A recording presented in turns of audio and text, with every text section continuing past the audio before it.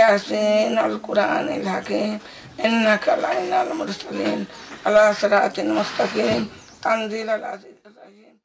এভাবেই কোরআন পড়েন প্রতিদিন। স্কুল জীবনে পড়া ইংরেজি এখনো মনে আছে তার। Abdul Sattar was the watchman of Noakhali. He was the wisest of his time. He was born in Noakhali about 469 years before the birth of Christ. ছাত্র জীবনে ছিলেন অত্যন্ত মেধাবী। বই পড়া আর মা বাবার কাজে সহযোগিতা করেই কেটেছে তার শৈশব কৈশোর।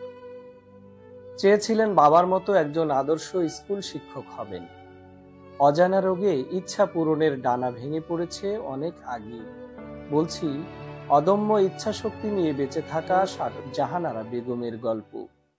আমি আসলে আজ 17 বছর পূর্ণ হইতেছে আমার বিয়ে হয়েছে।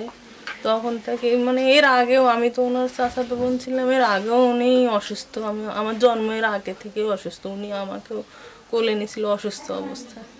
তারপরে বিয়ে হইলো এখানে 17 বছর। উনি তো পঙ্গু, কিছু করতে পারে না। কিন্তু তখন 17 বছর আগে তখন উনি হাত দিয়ে খাইতে, বাম হাতটা দিয়ে চামচ দিয়ে খাইতে পারতো, কিন্তু অন্যান্য আনুষঙ্গিক সব কাজ করাই দেওয়া লাগতো। তাই এখন দিন যায়, ওনার এই হাতটাও 8 বছর থেকে এই হাতটাও লড়াইতে আর পারতেছে না, খাইতে পারতেছে না। তারপরে আমরা খাওয়াই দেই, বর্তমানে আমি সবসময় খাওয়াই। রংপুরের পীরগাছা উপজেলার বড় দরগা বাজারের পাশে এক ছোট্ট ঘরে বাস করেন জাহানারা বেগম। 1963 সালে তালুক কল্যাণী গ্রামে স্কুল শিক্ষক মৃত আব্দুল সাত্তার সাহেরা খাতুন দম্পতির ঘরে জন্মগ্রহণ করেন তিনি। 62 বছর বয়সী এই নারী দেহের অধিকাংশ কার্যকারিতা হারালেও তার জীবন যেন এক দুঃসহ সংগ্রামের প্রতিচ্ছবি। দীর্ঘদিন থেকে উনি অসুস্থ, এখন টাকা পয়সা নাই, মনে করেন যে খুবই কষ্টকর যাইতেছে ওনার, অনেক কষ্টকর ওনার জীবন। পরিবারে অনেক কষ্ট হয়।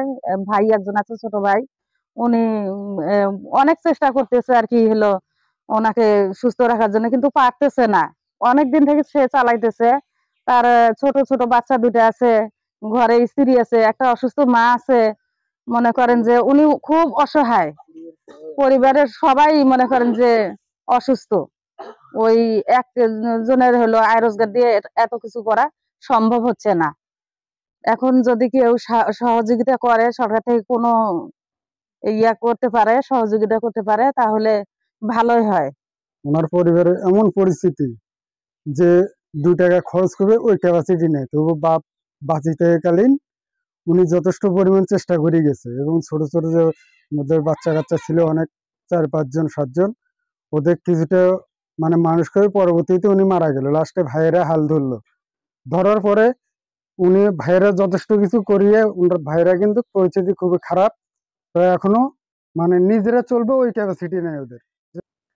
অজানা রোগে আক্রান্ত হয়ে তার শরীরের নিম্নাংশ ধীরে ধীরে নিষ্ক্রিয় হয়ে পড়ে। বর্তমানে তার গলা থেকে মাথা পর্যন্ত সচল থাকলেও বাকি শরীর একেবারে কাঠের মতো শুকিয়ে গেছে। চিকিৎসার অভাবে এই রোগটি ধীরে ধীরে তার জীবনকে কঠিন থেকে কঠিনতর করে তুলেছে।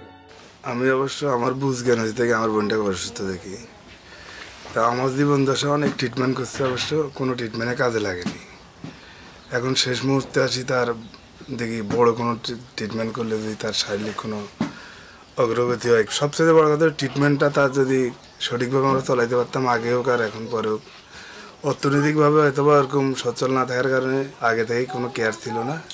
এখন তার শেষ মুহূর্তে যদি ভালো কোনো ট্রিটমেন্ট দিয়ে তাকে সুস্থ রাখা যায়, এই কারণে আমার একটা আকুল আবেদন থাকবে, যদি কেউ আমাদের পাশে দাঁড়াইতে চান, তাকে অর্থনৈতিকভাবে সহযোগিতা করতে চান, তার আমরা ভালো একটা প্রপার ট্রিটমেন্ট দিতে চাই। দেশ বিদেশে অনেক লোক আছে যাদের মারফতে অনেক উপকৃত হয়েছে, আমি দেখছি অতীতেও, যাতে আমার এই বোনটার জন্য আমরা কিছু করতে পারি, শেষ মুহূর্তে আসি, এরকম একটা আপনাদের মাধ্যমে আর কি আমি জানাতে চাই দেশবাসীর কাছে। জাহানারা বেগমের জীবন যেন একটি নীরব আর্তনাদ। তার উন্নত চিকিৎসার জন্য বিশাল অর্থের প্রয়োজন হলেও পরিবারের পক্ষে এই খরচ বহন করা অসম্ভব। একটুখানি সহানুভূতি আর সহায়তাই পারে তাকে সুস্থ জীবনে ফিরিয়ে আনতে।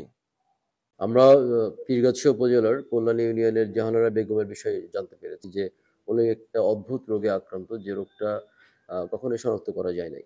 এবং এটা একটা বিষয় হচ্ছে যে তার এই রোগের চিকিৎসা করতে যে তার পরিবার প্রায় হতদরিদ্র অবস্থা এবং অনেক টাকা পয়সা তারা খরচ করেছেন। তা আমরা আপাতত যেটা জরুরি ভিত্তিতে তার দরকার একটি হুইল চেয়ার। তো আমরা তাকে একটি হুইল চেয়ার বরাদ্দ ইতিমধ্যে দিয়েছি। আমরা তাকে হুইল চেয়ার প্রদান করব আগামী রোববারে। এবং আরেকটা বিষয় হচ্ছে যে তার এই চিকিৎসাজনিত কারণে তাদের যে আর্থিক সমস্যা সৃষ্টি হয়েছে, সেই আর্থিক সমস্যা যেন আমরা কিছুটা হলেও তাদেরকে মেটাতে পারি, সেই জন্য তাদের বিষয়ে আমরা একটা কর্মপরিকল্পনা করে সামনে এগোবো।